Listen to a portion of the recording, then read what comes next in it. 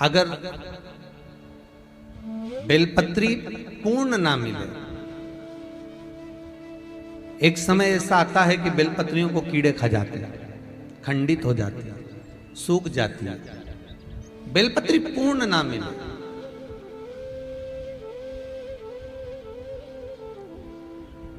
तो क्या हम खंडित बेलपत्री भी शंकर को समर्पित कर सकते हैं?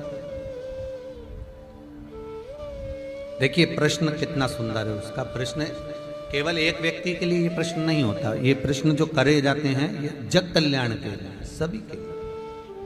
मान लो अगर बेलपत्री साबुत नहीं है, बेलपत्री कहीं कीड़ा खा गया, कहीं बेलपत्री खंडित हो गई, कहीं बेलपत्री में कुछ तकलीफ है, मान लो कीड़ा हो गया या कुछ हो गया और वो खंडित है, तो क्या हम उसको ना चढ़ाएं कि चढ़ाएं? और बेलपत्री मिल ही नहीं रही है और बेलपत्र हमें प्राप्त ही नहीं हो रही, ऐसी दशा में हम क्या कर सकते हैं? तो शिव महापुराण की कथा कहती है यह भी जरूरी नहीं है कि आप बेलपत्र समर्पित करें। कितना सुंदर कहा है शिव महापुराण की कथा में कि हम ये भी नहीं कह रहे कि बेलपत्र आप समर्पित करें।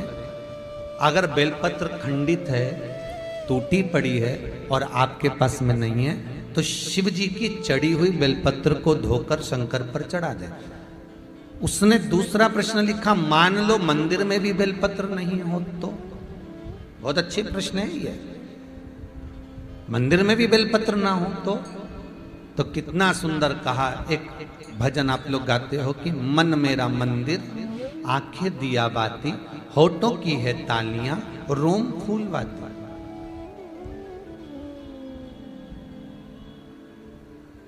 शिव महापुराण की कथा कहती है मान लो अगर ऐसे समय पर बेलपत्र नहीं है तो महाराज भगवान शंकर के शिवलिंग का दर्शन कर कर अपनी ये 3 उंगलियां शिव जी के शिवलिंग को समर्पित करो। कितनी उंगलियां?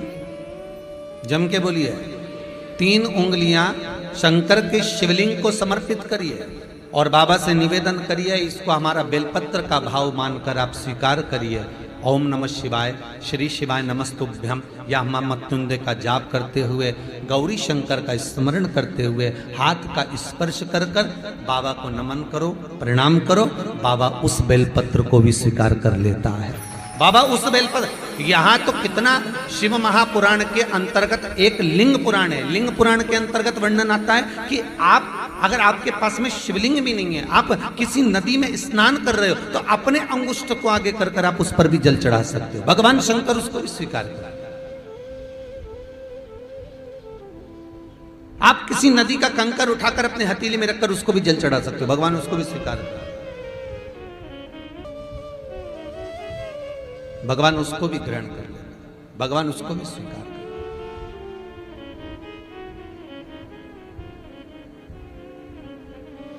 जैसे गाय के दूध में पड़ा हुआ बेलपत्री का एक पत्ता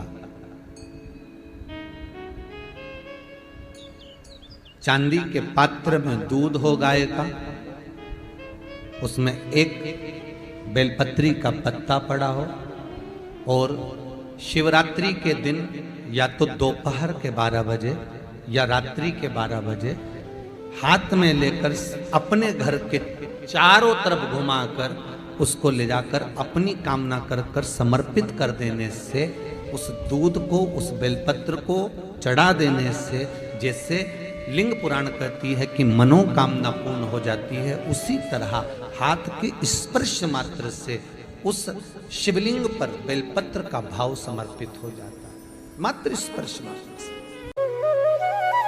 शिवरात्रि का प्रसंग कहता है अपने मन की अभिलाषा रखकर तुम्हें जो चाहिए, एक काली मिर्ची और तिल्ली के, काली तिल्ली के 7 दाने। एक काली मिर्ची और तिल्ली के, काली तिल्ली के कितने दाने? 7 दाने हथेली में रखकर अपनी कामना कर कर मन से अपने मन के बात को कहकर शंकर भगवान के शिवलिंग पर चढ़ा दीजिए। आपकी मनोकामना कहते हैं हर महीने शिवरात्रि आती है, इस शिवरात्रि पर, मुख्य शिवरात्रि पर चढ़ाओगे, अगले महीने की जब शिवरात्रि आएगी तो आपकी मनोकामना पूरी हो जाएगी। 1 काली मिर्ची और 7 काली तिल्ली के दाने, मात्र 7। महाराज, जिसके घर में क्लेश रहता हो, बहुत ज्यादा लड़ाई झगड़े हो रहे हैं, सास बहू के झगड़े, ना बहू कुछ सुनने को तैयार ना सास सुनने को तैयार, और घर में बेचारे पुरुषों की आफत, यहाँ भाई भाई झगड़ रहे हो, सास बहुएं झगड़ रही हो, कुछ मत करिए।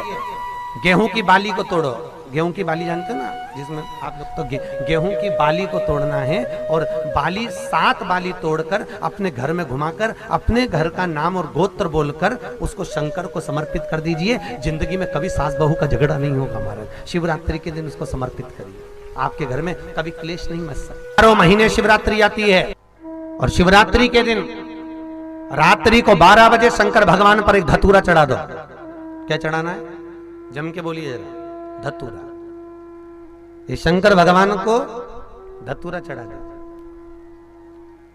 12 बजे रात्रि को शिव जी पे धतूरा चढ़ाओ, आधे घंटे तक धतूरा चढ़े रहने दो, और आप श्री शिवाय नमस्तुभ्यम का जाप करो। जिस शंकर जी पे धतूरा चढ़ाए उस मंदिर के बाहर बैठकर कौन सा मंत्र जपना है? श्री शिवाय नमस्तुभ्यम।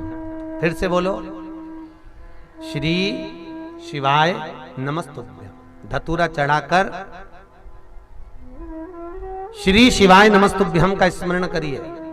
और जो दुकान नहीं चलती हो, घर में लक्ष्मी नहीं टिकती हो, खेत में फसल अच्छी नहीं आती हो, संपदा नहीं आ रही हो, बस उस धतूरे को लाल वस्त्र में बांधकर अपनी दुकान में, अपने व्यापार में, अपने घर में रात को 12:30 बजे उठाकर लाओ, और 4 बजे के पहले उसको अपनी दुकान, व्यापार, व्यवसाय में उसको बांध दीजिए। और अगर जो जमीन फसल सही नहीं दे रही हो, उस जमीन में ले जाकर गाड़ दीजिए। आपको जीवन में कभी तकलीफ नहीं भोगना पड़ेगी, लक्ष्मी बढ़ती चली जाएगी महाराज, संपदा बढ़ेगी। जो व्यक्ति ज्यादा बीमार रहता हो, बहुत बीमारी उसको घेरे रहती हो, परेशान रह रहा हो, बीमारी बनी हुई है, तो बोर चढ़ाइए। बेर, क्या बोलते हैं यहाँ पर? बेर की बोर, वो खाने वाला बेर जो होता है, उस बेर को 7 बेर ले लो, और 7 बेर को लेकर अपने ऊपर से घुमाकर शिवरात्रि की दोपहर के 12 बजे शंकर भगवान के शिवलिंग पर ले जाकर उस बेर को चढ़ा दीजिए। आपका रोग, आपकी बीमारी मात्र 3 महीने के अंदर समाप्त हो जाएगी। 12 महीने शिवरात्रि आती है, जिसको 12 मासिक शिवरात्रि कहते हैं। हम कई लोगों से कहते हैं अगर जिंदगी में ज्यादा नियम नहीं ले सकते तो एक नियम ले लो, और उसका फल क्या होता है ये मात्र 3 महीने की शिवरात्रि कर कर देते हैं। केवल 3 महीने की शिवरात्रि, ज्यादा कुछ नहीं कर सकते। हर महीने शिवरात्रि आती है। प्रत्येक शिवरात्रि के दिन 3 जगह पर दिया लगाना प्रारंभ कर दो। पहला, बेलपत्री के वृक्ष के नीचे। दूसरा, शंकर भगवान के मंदिर पर। तीसरा, आंवले के वृक्ष के नीचे। केवल ये 3 जगह पर दिया लगाना चालू कर दो। कौन से दिन? हर महीने की जो शिवरात्रि आती है, मासिक शिवरात्रि जो आती है, आप 12 महीने का नियम बनाओ कि मैं 12 महीने की शिवरात्रि का व्रत करूं ना करूं। मैं शंकर के मंदिर में 12 महीने जो शिवरात्रि आती है उस शिवरात्रि का नियम लेती हूं कि शिवरात्रि के दिन मैं दिया लगाने 3 जगह पर जाऊंगी। पहला, बोलते जाओ जम के, बेलपत्री के नीचे। दूसरा, शंकर भगवान के मंदिर में या शिव मंदिर की चौखट पर। तीसरा, आंवले के वृक्ष के नीचे। ये 3 जगह पर आप प्रणाम कर कर, झोली पसार कर बाबा देवाधिदेव महादेव, माता लक्ष्मी और पार्वती के नाम से दिया लगाना प्रारंभ कर दीजिए।